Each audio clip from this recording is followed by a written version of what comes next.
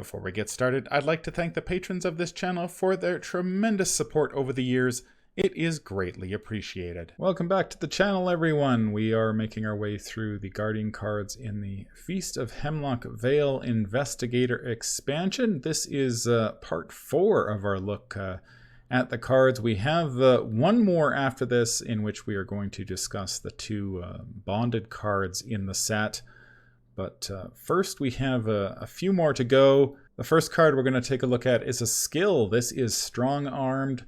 It's a skill that costs 1 experience point, has a combat and agility skill icon, the innate trait. While Strong Arm is committed to an attack using a melee or ranged asset, this attack deals +1 damage.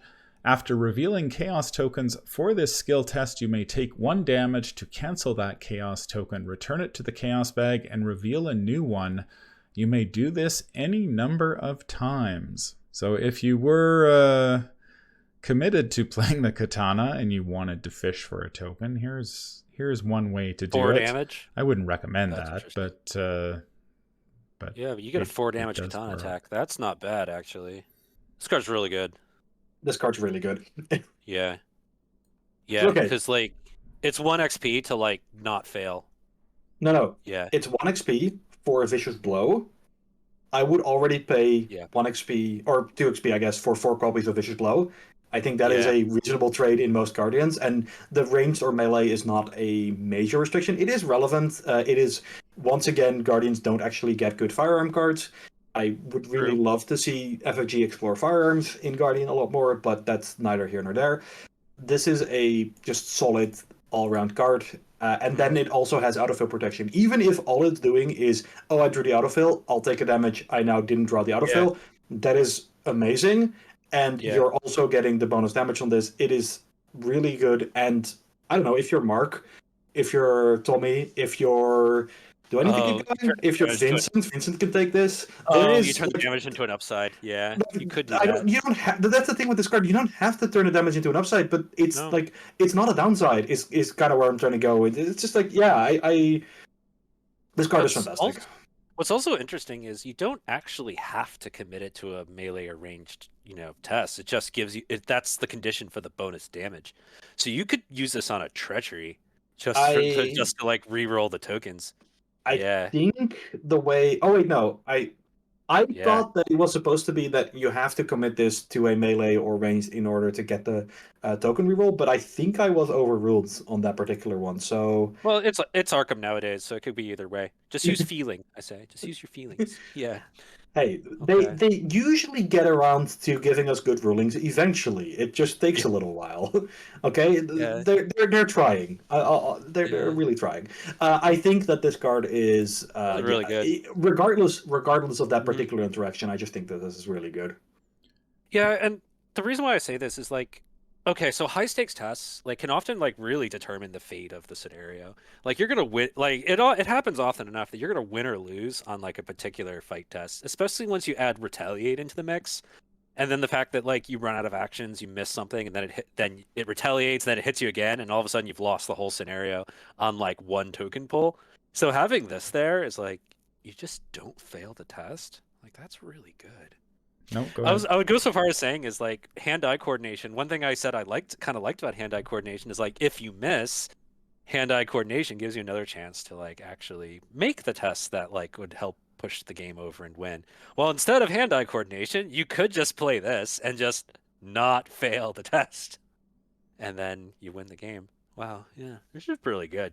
As you were listing investigators, one who welcomes this card is Silas. Silas can't play Vicious Blow, but he can play this. So if he needed a way to get bonus damage, and bonus damage that he can recycle repeatedly, that is certainly an option. And while we're there, we can also talk about Diana Stanley, because, oh yeah, that's like, she gets a resource and a card draw out of this. Like that's pretty sweet. But no, that's specific. Just even without the specific use cases, just the fact that you don't fail the test, that's really good.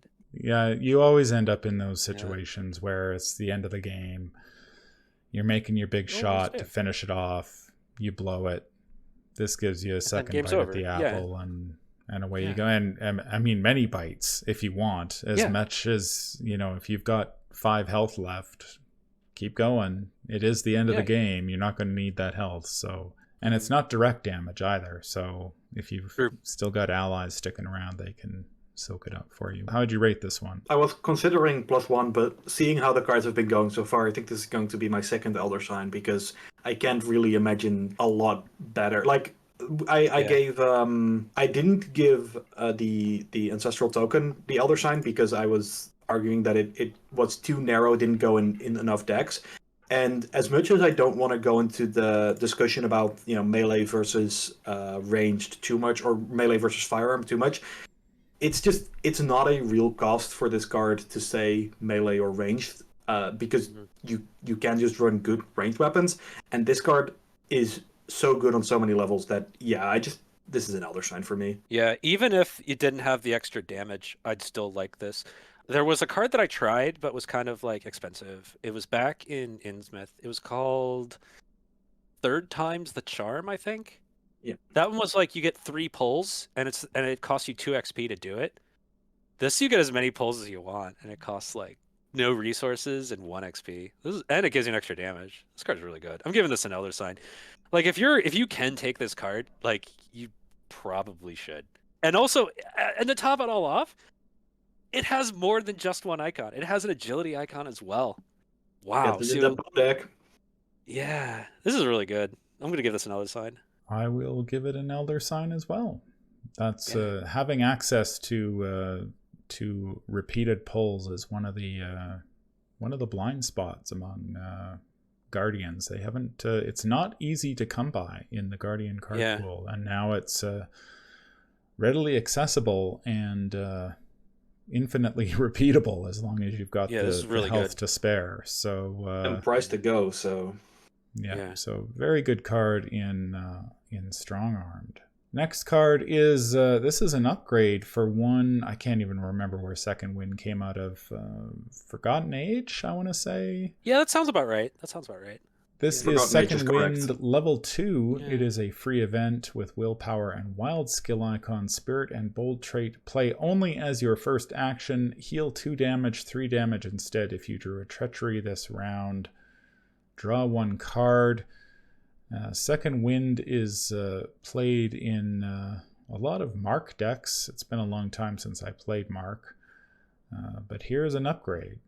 So I think it's hilarious that the wording on this card is slightly different than the level 0, because the level 0, I believe, says you heal the damage, then draw the cards, but the then requires you to have healed the damage. And this card is in the cycle with Hank, and Hank has a situation, a readily available situation where he's not allowed to heal. So that would prevent him from drawing the card. So it actually matters quite a bit. So that is just like weird rules minutiae that amuses me, and possibly only me, but sue me. I think that this card is still very much serviceable for the effect that you want from it, which is you want it to heal you a little bit of damage, and it draws your card and not be super tempo negative. And I think that is what this card does for you. It's a good upgrade to a reasonable card, but it is not making the card substantially different. Yeah, it's one of those luxury upgrades that I'm like glad it exists in the game. Feels like it feels like it belonged in like Return to Forgotten Age or something, but that's okay. Like this, I also noticed here it adds a wild icon, which is nice. So that means it can be a double willpower if you need to. So that's pretty cool. 2 XP feels like a lot for a 1 resource discount. An extra damage. Okay, it feels about right for a 1 resource discount and an extra damage, but the fact that it adds a wild icon as well, so this could become a guts in a pinch. Like, okay, this is actually pretty good. I'm glad it exists. It's not something I'm going to play in like every single deck, but I always kind of enjoyed Second Wind because you draw a card and heal a couple of damage. That's pretty nice. I do like how this one, even if you don't get the bonus 3rd damage, healing 2 for an action and getting a card, that's still pretty good. Yeah, I kind of like this. It's not like amazing, but I'm glad it exists. Well, it is a healing card, so it is in my blind spot most of the time when I'm building decks. But this one seems better than most. If you can get 3 damage. You get a card out of the deal. It's free. It's got, potentially 2 willpower skill icons on it if necessary. That seems all right to me. Ratings? Yeah, I'm gonna go 0. It's very all right. It's not bad. It's not amazing, but I'm glad it's in the game. So sounds like a 0. I'm actually leaning towards +1 here, which is maybe a bit surprising. But I think that for starters, Mark is just a very, very good Guardian, and also I think 0 cost healing cards are just something to be aware of. Maybe it's just because I've been playing a lot of Scarlet Keys in the past year, but I think that I would happily slot this into a lot of decks going into Scarlet Keys. It's not like it costs very little tempo, and it recoups you from damage. And we were just talking about how we can turn damage into kind of value with strong arms. I think it's just a little bit too good for me to call it a 0, but I also think that I'm struggling to call it a +1. So it's there. It's right on the edge. Yeah, I see what you're saying. If it didn't provoke, then I would give it a +1. Yeah, but I don't care because I'm healing 3 damage. Yeah, I see what you mean, but what I've in the past when I've played like Guardians and I've had second wind, the awkward part I found is if I'm already engaged with something, it's kind of awkward to because it has to be your first action, which means if you want to heal yourself, you'd have to provoke an attack of opportunity, which is kind of awkward. You know what I'm saying? Yeah. Yeah, the fact that this is most efficient when you draw treachery kind of means that I'm usually not playing it when enemies are around anyway, because I see what you mean. Yeah. In Mythos you draw treachery, you play this. But yeah, no, I don't. I mean, obviously any card can be made better by it doesn't provoke attack of opportunity. It's not I see what you mean. It's not a huge deal breaker for me on this particular card. I think I'm gonna go 0. I like it. It's okay. I don't know how often I'll end up playing it. I haven't put second wind, the regular second wind, in a deck in a long time, but I tend to play. I've been playing a lot of survivors and haven't really played a lot of Guardians of late, and it's been probably years since I actually played Mark. So, but yeah, as far as healing cards go, it's not. It isn't bad. So that's high praise coming from. From you. Me. Oh my goodness. The next card is Blessed Blade. Yeah. This is an upgrade for the Blessed Blade that was released, I believe, in Innsmouth, if I'm not mistaken. 3-cost asset that costs 4 XP. It has a willpower and combat skill icon, item, weapon, melee, and bless trait. As an action fight, you get +2 combat for this attack. If this attack is successful, it deals +1 damage. Return each bless token revealed during this attack to the Chaos Bag. Before revealing Chaos tokens for this attack, you may exhaust Blessed Blade to add +2 bless tokens to the Chaos Bag, and it takes up a hand slot. So it is kind of funny that you mentioned that this was an upgrade to a card released in Innsmouth, because with the exception of the minor synergy with Rabbit Hole, it might as well not be, because this card is very, very solid, and the original Blessed Blade is part of the reason, I think, why Guardian Bless was so underwhelming for the longest time, because it just didn't do what you wanted to do out of a weapon. It didn't what am I even trying to say? It just wasn't. And so this is very, very solid. It's again a good melee weapon, which there is some discussion about the fact that all the good Guardian weapons are melee and why don't they have guns. But yeah, this is a card that is just worthwhile. It's just really solid. It's one of the better. It's not the best weapon, and I kind of appreciate that, because I think there was a little bit of somebody being like, well, now we have to bring Bless to every game because this is obviously the best weapon. I'm like, is it though? Like, I don't necessarily think that this is better than all the other melee options. I think, for example, Fire Extinguisher is still very much, a cheaper version of this that does a similar enough thing. There are some Guardian cards that, like Hammer and Spear and stuff. But I like that this exists. I love the text that it just puts any blesses that you pull during the test back in. It doesn't cancel them, notably. It just puts them back in, so you still get the benefits off of pulling them. And it also just adds 2 blesses per turn, essentially, assuming you have an enemy around, which in multiplayer you're probably going to have. I guess in solo it's a little worse. But this just makes you double Sister Mary on top of whatever else it's doing, which is pretty wild. Like, I don't think Sister Mary's ability is very strong, but it's still like a pretty solid ability, and this will just fill up the bag with tokens. Like, if you're putting this in, take your Purified out, because you will no longer need it to add plus tokens. Yeah.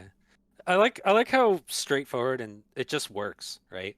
So if you just went fight, you get +2. If it's successful, it deals +1 damage. Scratch out all the rest. It's still pretty good compared to like the old days of like Time Worn brand, right? Like this is pretty good. It's one-handed. Yeah, and it's also one-handed. One-handed is huge, and I think the other thing that's actually very minor but very specific wording. If the attack is successful, it deals +1 damage. If you miss, it only deals 1 damage. You can hit your teammates with this and it won't do as much damage. Yeah, that's one of those things where, yeah, that's like the specific wording that the author decided to put down that day actually does matter. Yeah. It makes more sense for Guardian cards, at least. Yeah, to have the safety on. This is good. It does what it says in the tin. It's cheaper than Time Worn brand. It's cheaper for XP. It's cheaper XP wise than Time Worn brand, which is a pleasant surprise. And and it just adds blesses, and it gives you basically another use of the Guardian Covenant. Actually, it just gives you every attack you make with it gives you another use of the Guardian Covenant effectively. So that's really cool. Oh, and it doesn't even cancel them. Wow. Yeah, that's really good. You don't have to... This doesn't have to be ready for you to be fighting with it, right? So you just... Exactly. You fight, you just exhaust it, add 2 bless tokens, and then you just keep fighting with it, and it's fine. Yeah, and keep giving the... I think... and then of course you can galvanize for another action and 2 more bless tokens. And if you really want to, I think if you really want to. Sister Mary is just running this and the Runic Axe, and I think it's Bandolier is how she's getting the extra hand slot. But it's just like, you just... If there's an enemy that doesn't scream like danger, danger, you just swing with this first. Even if you miss, like, it's an action for 2 bless tokens, I think is a pretty reasonable action, and it just goes up from there. And and also this costing only 3 resources in the faction, which is, again, like, I keep bringing it up, but it's just something that has turned me off of playing Guardian for the longest time. Like, you play this turn 1, and you don't have to worry about enemies for pretty much the rest of the game. Yeah, and that is potentially a design problem. We can discuss that another time. But if we're just talking about like the efficiency of this card, it's great. It's better Machete in several different ways, but you pay 4 XP for it. Yeah, okay, happy to. Yeah, it's very simple. Like you start off with Machete, and then you upgrade into this, and there's your weapons. That's pretty good. It does what it says. Yeah, without a lot of shenanigans. Yeah, I did a double take when I saw this card because, man, level 0 Blessed Blade is terrible. And I could never understand why people play it. Even in Sister Mary, I'm like, why? Just why? Because it's kind of how traps work. It's something that I know a lot of players is trap that a lot of players fall into, where it's like if something seems like it's made for something, then it must be good in that something. Which is I could never understand why people played level 0 Blessed Blade, and so I was basically ready to just be like, yep, okay, how good could an upgrade possibly be, considering the level 0 version is terrible? And then actually read the card, and I'm like, holy crap, this is actually pretty good. And I'll definitely be upgrading to this in my Parallel Zoe deck. Playing Machete in it currently, this will slot in nicely. Keeps the blessed tokens in the bag where she wants them. Keeps adding blessed tokens to the bag. You get the extra damage, which was always the downfall of the level 0 Blessed Blade. Gives you a little combat boost. I mean, one-handed. But you see, this has now become an even better trap, because the trap has now gone from it's just a bad card, but people try to make it work, to, but if I put this in my deck, then I get a discount when I down the rabbit hole. That's kind of that's true. Yeah. Don't do it. No, don't. Still don't do it. You can just play this card. Like, you can just put this card in your deck, and I think you just put this card in your deck. Don't put the other one in your deck. Yeah. Although I admit it is tempting to like 6 XP. So scenario 1 finishes, you spend 6 XP, and you have both your Blessed Blades on, upgrades on the line. That is tempting. The trap is already working. Yeah, but also, I do want to say, because I don't want to be on the podcast and have you say like, hey, why do people play this card? Because people like trying stuff out, right? Like let's be honest. Yeah. I don't remember if I've ever played the level 0 Blessed Blades, because that specific period of history memory has become kind of fuzzy. But I do think that, like, hey, it's worth trying stuff, right? And who knows, maybe the blesses are that good. Because the surprise of that one was that next to Blessed Place was Book of Psalms, which is a card that everybody slagged off as being horribly inefficient, and I actually came out going, no, that card's actually like playable. It's not great, but it's playable. And so it turns out that sometimes we have to try stuff, but this is a card that we didn't have to try very hard before we found out that it is just really, really strong. Ratings. Elder Sign. Yeah, it does what it does, and it's one-handed. And there's what else? What else is in the one-handed slot at this point? Like, it's better than Time Worn Brand, which is nice. Like, the fact that Guardian gets something that's like a replacement of Time Worn Brand is like very cool. Yeah, I'll go Elder Sign, because I'm not thinking of anything off the top of my head in the one-handed slot that like really competes with this. So yeah. Actually, I just quickly typed in Guardian XP greater than 3 one-handed into Arkham DB, and this is the only card that came up. So maybe that's the reason. Like, I also think I do want to say, because I actually don't think that this card is like busted good, because there are better, higher damage output Guardian builds that I can very easily imagine, but those rely on two-handed weapons. I like this card existing in a niche where, it is maybe your support weapon or it is your primary weapon, and you're having to play some other cards to make up for the damage differential. But right, it has a good niche, and the numbers are nice on it for a 4XP weapon. I think that's the main thing, is that if this had very cool bless synergies, but the numbers just weren't there, then this card would never see play, and that would be a shame. Yeah. Wait, here's one. Blade of Yoth, the Father's Ear. That's one-handed, isn't it? Yeah, but it takes up a arcane slot. Yeah, but close enough. Yeah, this is good. I'm going to give it another sign, because it does what it does, and it's really no nonsense, and it gives you lots of extras for your XP. So yeah, I'm going to give this an Elder Sign. This is good. Yeah. I am going to give this an Elder Sign as well, because I think from a solo perspective anyway, having a pretty good weapon that only costs 4 XP, and generally in solo, you're not facing 20 health enemies. Oh, that's true. So, you don't need to spike as hard. The bonus damage is likely enough to carry the day, and having to, as a solo player, invest in like a really big two-handed weapon that is probably you don't necessarily need to spend all that XP. And XP is so tight in solo anyway that, having a bit of a discount here is nice. So I like it. The final card we're going to look at in this batch is Flurry of Blows. It is a 2-cost event that costs 5 XP.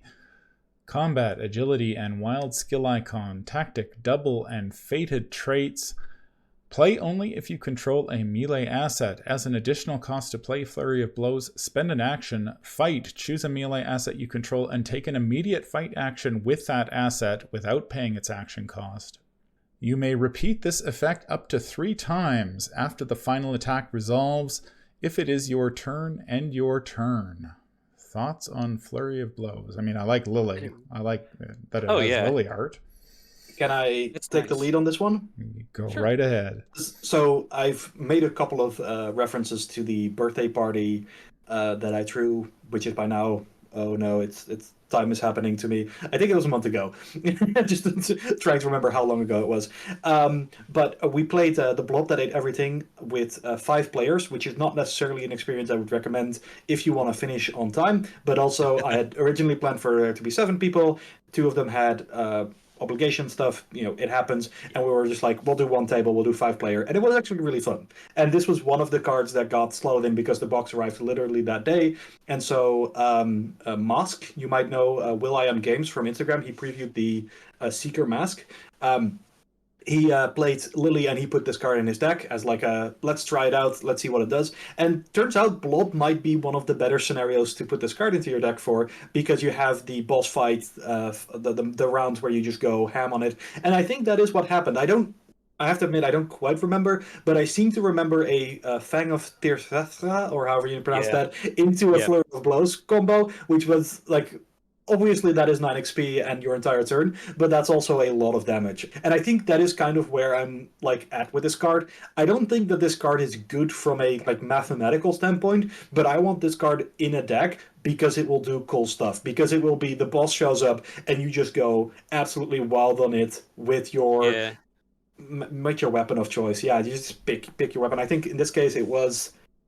Oh, what weapon was he using? I don't even remember what the weapon was because I know Zoe was the one holding the hammer, so he wouldn't be using the hammer. Anyway, the point being, there were a lot of attacks made. Some of them did miss because The the blob wolf gets mask. pretty big. Yeah, Yeah. and the wolf mask ran out of charges about halfway through, which is also a problem. But yeah, no, this is like it's a really cool card. I think that's the main thing to take away from it. It's just a really cool card. It creates exciting moments at the table, and it's the kind of card I think you put into your deck going into like either the finale or the semi-finale scenario to be like, okay, if something big shows up, I'm just gonna slam down my Flurry of Blows and I'm gonna absolutely mess up some monster's day. Yeah, I see what you're saying. I think a lot of it depends on like which weapon you use it with. Because if there's a weapon where just fighting with it gave you something good, I'm imagining a Blessed Blade that you could trigger more than once. There is a weapon. Ooh. Butterfly Swords level 5, baby. 8 attacks. Well, yeah, but that doesn't make it better. This is the card that alongside the Butterfly Swords wants you to have. Okay, go with me on this journey. All right, here we go. We set up so that we have either Vicious Blow or Strong Armed on top of our deck. We play Written in the Stars, so that for every action this is the Seeker card that you discard the top card of your deck, and then any skill test you make that round, you commit the skill you discarded. Yes. And we Okay. Butterfly Swords, we Flurry of Blow. I think we can get up to infinity damage at this point, but I'm not entirely sure. The point being that you're entirely correct, but I think the problem is that both Butterfly Swords and this card want the same thing, which is something that boosts you for every fight you take in a turn. Yeah. But also, it's kind of hilarious, and it's exactly like it's really great. I don't know why this is faded. That is the one thing that like kind of confuses me. I don't why. It has to be. It's already double. It's already tricky enough to play. I also appreciate the if it is your turn and your turn clause, where it's like if somebody figures out a way to play this out of turn, congratulations, you win a little medal. I guess you can foresight it out of Susie, but don't just don't. Because you still need the action. You still need to spend an action. So like, whatever. Don't do this. Yeah, don't do this is what I'm trying to say. There has been a couple of comments about like the taboo list being a little hit or miss lately, but I think that the Cyclopean Hammer taboo was actually correct. Like I think it got it to the level where I would like a 5 XP card to be. I don't love that it's still Mystic, but that's a whole other discussion. But the point being, if you Flurry of Blows with your hammer, you get to make 4 attacks with Cyclopean Hammer. Whatever you are attacking is almost certainly dead, and if it isn't, there's at least a very big hole in it now. On the other hand, though, it's a lot of XP. Holy cow. Yeah. Yeah. So, okay, so you spend 2 actions and 2 resources. You basically get 4 actions. They all have to be fights. Okay. They all get to be fights. Yeah. Now, compare this to Galvanize. It's 1 XP. You spend 2 resources, and you basically get like half the Flurry of Blows. You get 1 extra fight with Galvanize for 1 XP. So you're spending 4 more XP to get 1 more fight and the ability to end your turn.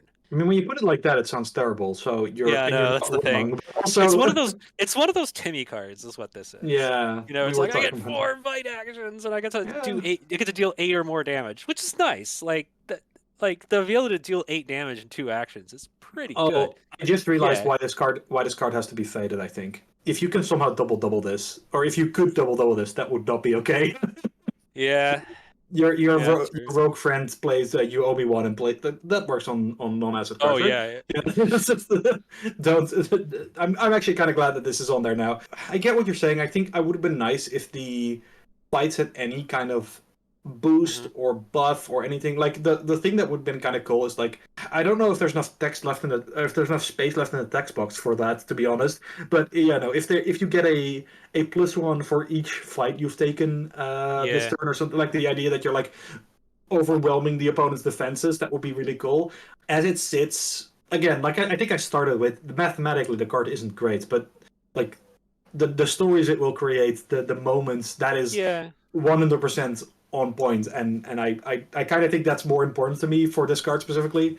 Yeah, it just seems like they nerfed it a lot for flavor, but when it could have just been like a level 3 galvanize. Sorry, if I had to guess, I think they actually originally, like, it was probably more powerful than this, and then but it was very flavorful, and I think they had to remove parts without removing the flavor parts, is how it ended up at the place it is.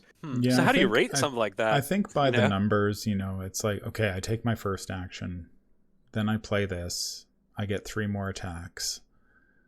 You get 4 attacks. Is it 4 attacks or yeah, 4 attacks for 2 actions? Oh, okay. So you get the first. I was reading it wrong. So you get the first one, and then you get 3 more. Okay. Like I feel like this is like built for Butterfly Swords level 5, because then you get now. So I attack twice with my Butterfly Swords. Then I play this. Then I get 8 more attacks with my Butterfly Swords level 5. I mean, I don't know if that's a good use of your XP. Like, that's 20 XP if you want 2 copies of this and 2 copies of Butterfly Swords too. And the Butterfly Swords themselves don't do a ton of damage. I think out of those 10 attacks, you're only doing maybe 11 damage total. Damage. 11. I agree with you, Veronica. I think the moment that you create if you were able to pull off said combo at the end of a campaign, with Lily dropping the Butterfly Swords in this and just going ham on a boss. Yeah, she's, it's death by 1,000 cuts, but it is going to be memorable. The one thing I would kind of be interesting is that if there was a way you could combine this with another deck at the table that benefits from drawing a lot of tokens. I was about to say. Because I did notice there is a mystic card in this box. There's like an ally that has 4 health, and for each blessed token that's drawn, you get to discover a clue at your location. There aren't many cards like this in the game right now, but if you could combine that and this and just sort of just whirlwind draw 10 tokens.